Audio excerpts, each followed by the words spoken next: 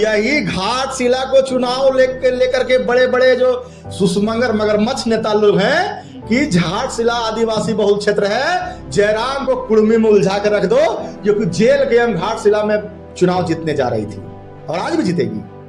घाटशिला हम लोग लड़ने जा रहे हैं और चुनाव जीतेंगे। उसी के कारण से ये तमाम पॉलिटिकल नेता लोग इन आदिवासी के छोटे भैया नेता को पैसा फंडिंग करा करके जयराम को सोचे कि इसको बदनाम करो, इसको कुड़मी नेता का तगमा लगा दो ताकि आदिवासी वोट नहीं ले पाए।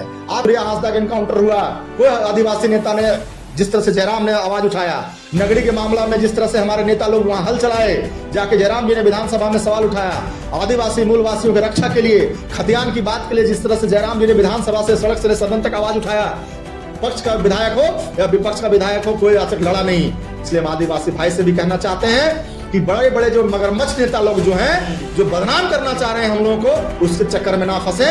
घाटशिला के चुनाव हम लोग लड़ेंगे, मजबूती से लड़ेंगे और हमारा जेल कैंप का दूसरा विधायक वहीं से होगा।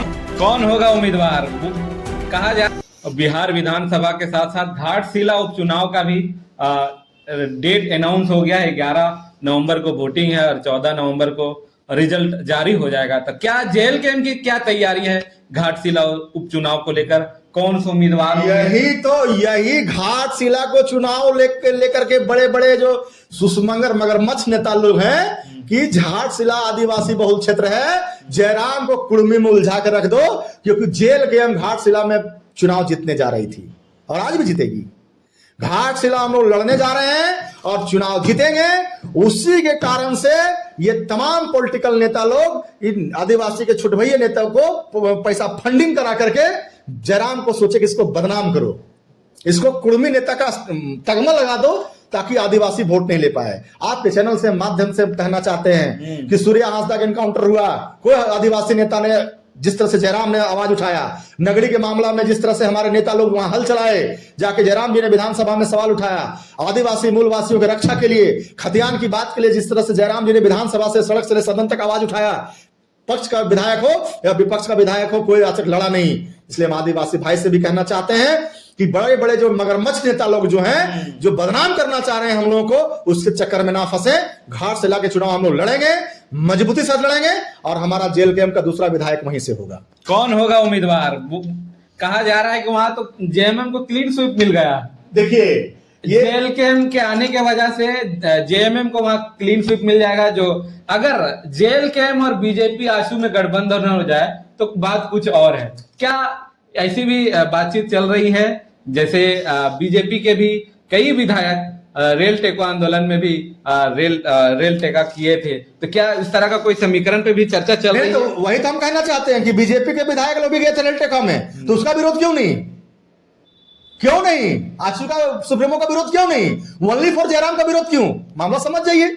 घाटशिला चुनाव हम लोग जीतने जा रहे थे, ये लोग चाह रहे हैं कि आदिवासी वोट कटवा देंगे, लेकिन आदिवासी भी भाई बहन जो पढ़े लिखे हैं वो समझदार हैं, समझ रहे हैं कि झारखंड को तार सकता है और झारखंड को आगे ले सकता है तो जयराम है। हमारा अलायंस जनता के साथ में है, हम लोगों ने किसी के साथ अलायंस नहीं किया है। हमारा गठबंधन जनता के साथ है और हम चुनाव लड़ेंगे। किसी का क्लीन स्वीप नहीं है। हम जनता के बीच में अपनी विचारधारा को जयराम महतो के माध्यम से, अपने कार्यकर्ताओं के माध्यम से हम लोग जनता के बीच में, आदिवासी भाई बहन सारे वर्गों के बीच में जाएंगे और अपनी बात को रखेंगे और कहेंगे कि हमें साथ दीजिए, झारखंड बदलाव की ओर है और इस बदलाव की ओर में ये पॉलिटिकल पार्टी जो खेल खेल रहे हैं, ये खेल जो बिसात बिछा रहे हैं, जो जाल बिछाए हैं हम लोगों को फंसाने के लिए, ये जाल से बचिए। जेएमएम की ओर से लगभग उम्मीदवार तय है कि रामदास सोरेन के जो बेटे हैं वही चुनावी मैदान में होंगे। वहीं बीजेपी जो पिछले बार चुनाव लड़े थे, चंपई सोरेन के जो बेटे हैं, उनकी लगभग उम्मीदवारी तय होने जा रही है।